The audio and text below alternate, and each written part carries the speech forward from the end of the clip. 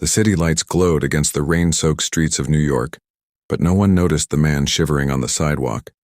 His jacket was torn, his shoes worn out, and his face hidden beneath the shadow of the night. Dozens of people rushed past, umbrellas shielding them from the storm, their eyes cold and blind to his suffering. But Emily stopped. Something about him pulled at her heart. She reached into her purse, offering help. What she did not know was that this small act of kindness would uncover a truth powerful enough to change her life forever. The rain poured down heavily, drumming against the tall glass buildings of New York City like restless fingers tapping on a table. Cars splashed through puddles, horns blared, and hurried footsteps echoed on the wet sidewalks. The city seemed alive, yet in the middle of all this movement sat a man who looked forgotten by the world. His clothes were tattered, his shoes barely held together, and his face was hidden under the brim of a soaked cap. People walked past him as if he did not exist. To them, he was just another shadow in the rain. Emily Turner, a young woman in her mid-20s, rushed along the same street, clutching her umbrella tightly. She was on her way home after a long day at work, her mind filled with deadlines, emails, and endless noise of her busy life. But something stopped her. Out of the corner of her eye, she noticed him, the man sitting quietly, shivering, his hands tucked into his sleeves to keep warm. For a moment, her heart skipped. Everyone else ignored him, but Emily could not. She slowed down, her instincts pulling her closer. The man did not raise his head. The city lights reflected off the rainwater, giving his figure an almost mysterious glow. Emily hesitated, thinking, what if it is dangerous? But her compassion was stronger than her fear. She stepped forward and asked softly, "Are you okay, sir?" No answer. Only silence mixed with the sound of the rain. Emily opened her purse, pulled out a few dollars, and offered them to him. His hand trembled slightly as he accepted, but he still did not reveal his face. Something about his silence felt strange, almost unsettling, as if there was more to him than met the eye. Emily walked away, unaware that this simple act of kindness had set into motion a story that would change her life forever. Emily hurried away, her heels splashing against the wet pavement. She tried to convince herself that it was just another act of kindness, nothing more. Yet her mind kept circling back to the man's silence, his hidden face, the way he accepted her money without a word. Something about him did not feel ordinary. That night, as she sat in her apartment sipping tea, Emily could not shake off the image of him sitting in the rain. Most homeless people would thank, smile, or at least speak. But this man, he had remained a statue. His silence felt like a wall, built to hide something deeper. The next evening, curiosity led her back to the same street. The rain had stopped, but the city still smelled of wet concrete and smoke. To her surprise, the man was there again, seated in the same spot, as though he had never moved. His clothes were still drenched, his shoes still broken, yet something about his posture was different. He did not look like someone defeated by poverty. He looked like someone waiting, watching. Emily approached slowly. This time she placed a sandwich in a paper bag beside him. "Here, you should eat something," she said gently. For the first time, the man lifted his head slightly. She caught a glimpse of sharp eyes under the shadow of his cap, eyes that were far too piercing, too intense for a man living on the streets. A shiver ran through her. Those eyes told a story, though she could not read it yet. The man spoke at last, his voice low but steady. "You should not be here." Emily froze. His tone was not ungrateful. It was protective, almost like a warning. She felt both fear and curiosity clawing at her chest. Why would a homeless man warn her? She stepped back, unsure if she should leave or stay. Something inside whispered that she had just stepped into a mystery far greater than she imagined. Emily's heart pounded as the man's words echoed in her mind. "You should not be here." She had expected gratitude, maybe even relief. Instead, she received a warning. She took a hesitant step closer, her voice soft but steady. "Why? What do you mean?" The man's eyes, still half hidden under the cap, flickered with something unexplainable, pain mixed with authority. "Kindness can be dangerous," he muttered. His hands, though dirty and rough, looked strong, like those of someone who once worked with purpose, not desperation. Emily wanted to ask more, but he lowered his head again, refusing to speak further. The silence between them grew heavy, pressing on her like the storm clouds overhead. She finally whispered, "I just wanted to help." He gave no reply, only the faintest shake of his head. The following days, Emily found herself walking the same route deliberately. Each time she saw him there, always in the same spot, always refusing to fully reveal himself. And each time she offered something, coffee, food, or simply a few kind words. Slowly, almost reluctantly, he began to accept them. One evening, as the city glowed under golden streetlights, Emily noticed something strange. The man was reading. Hidden in his lap, under his ragged coat, was a leather-bound book.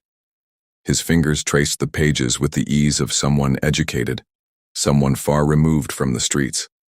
Shock rippled through her. "You can read?" she asked quietly. His eyes lifted, locking onto hers with an intensity that made her breath catch. "I can do far more than read," he said, his voice laced with an edge of mystery. Before Emily could ask what he meant, he snapped the book shut and tucked it away. Then, almost like a command, he spoke, "Do not follow me tomorrow." But the warning only deepened her curiosity. Who was he really? Why did a man who looked homeless carry himself with such quiet power as though he belonged to another world entirely? Emily could not sleep that night. The stranger's words circled in her mind like whispers she could not silence. "Do not follow me tomorrow." Why would a man with nothing act as if he had everything to hide? His warning felt less like fear and more like a command from someone used to being obeyed. The next evening, despite her promise to herself to let it go, Emily's curiosity won. She left her apartment early and walked toward the familiar street. But when she arrived, the man was gone. The corner where he usually sat was empty, as though he had never existed. Her chest tightened with disappointment, and then she saw him. Across the street, moving with surprising swiftness, he disappeared into an alley. Without thinking, Emily followed. The alley smelled of damp bricks and smoke, the kind of place no young woman should wander alone. The man stopped suddenly, his figure tall against the shadows. "I told you not to follow me," he said, his voice sharp, carrying a weight that made her freeze. I need to know who you are," Emily stammered. For the first time, he removed his cap. Underneath the dirt and unshaven beard was a face that did not belong to the streets. Strong jawline, sharp features, and eyes that carried the depth of someone who had lived through power, wealth, and betrayal. Emily gasped. "You are not homeless," she whispered. His lips curved into a faint, bitter smile. "No," he admitted. "I am not." Emily's mind spun with questions. Why would a man like him live in disguise? Why the act of poverty? Before she could speak again, a black car rolled slowly into the alley, its tinted windows reflecting the streetlights. The stranger's expression hardened instantly. He grabbed Emily's arm and pulled her behind a stack of crates. "Quiet," he whispered, his voice urgent now. "They must not see you." Emily's pulse thundered.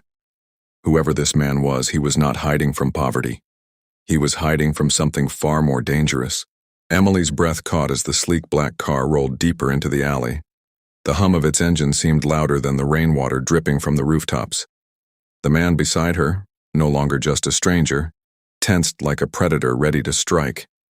His hand clenched tightly, his jaw locked. Through the tinted glass, she could see shadows of men inside. The back door opened slowly, and two figures stepped out, dressed in sharp suits that glistened faintly under the streetlights. Their polished shoes contrasted cruelly with the dirt-stained ground. Emily leaned closer, whispering, "Who are they?" The man's response was barely audible. People who would kill to find me. Her heart skipped. Find him? But why? One of the suited men scanned the alley carefully, his eyes sweeping dangerously close to where they hid. Emily's pulse pounded so loudly she feared it would give them away. The man crouched lower, shielding her with his body as though he had done this 1,000 times before. Then, in a voice filled with authority, one of the strangers spoke. We know you are here. Come out now, and maybe we will let the girl live. Emily's blood ran cold. They knew about me? But how? She turned to the man, her voice shaking. What do they want from you? He met her gaze, and for the first time, she saw not just mystery, but deep pain in his eyes. Because once, I was one of them. Her world tilted. This man, who looked like a beggar, was confessing he belonged to the same dangerous world as these suited predators. He was not a victim. He was a fugitive. Emily's mind raced, but before she could speak, the man pressed a finger to his lips. Trust me, he whispered. Then, with sudden speed, he pulled a small device from his coat, a sleek black key fob that looked far too expensive for a homeless man. The car in the alley beeped once, and the suited men froze, their faces pale. Emily's jaw dropped. What kind of man was he really? The black car's alarm echoed through the alley, startling the suited men. Their confidence cracked for the first time, their eyes darting nervously between each other. Emily clutched the man's arm, whispering, What did you just do? His face remained calm, almost cold. I reminded them who I really am. One of the men shouted angrily, You cannot hide forever. The board will never forgive your betrayal. Emily froze at the word. Board? Betrayal? None of this sounded like the language of crime on the streets. This was corporate, elite, powerful. The stranger stood tall now, his ragged coat slipping slightly to reveal a glimpse of a perfectly tailored suit beneath. He was not a beggar at all. He had been wearing poverty like a mask. They already know too much, he muttered to himself before turning to Emily. His voice softened, almost regretful. You should never have spoken to me. But maybe it was fate. Emily's chest tightened. Tell me who you are. The man drew a slow breath, his eyes piercing into hers. My name is Alexander Hale. Once, I was one of the wealthiest men in New York, CEO of Hale Industries. But when I discovered the corruption inside my own empire, they tried to destroy me. So I disappeared. I let the world think I was dead. Her jaw dropped. A billionaire, pretending to be homeless. The suited men advanced, but Alexander raised the small device again. With a sharp click, the black car's engine roared to life, and to Emily's shock, it drove itself backward, blocking the alley and trapping the men inside. Their shouts echoed, but Alexander only whispered, Power is not in money.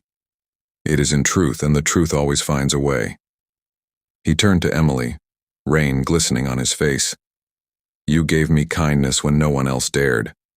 That is worth more than all the wealth I ever had. For the first time, Emily saw his true self. Not a fugitive, not a billionaire, but a man grateful to be seen as human. And she knew her life would never be the same again.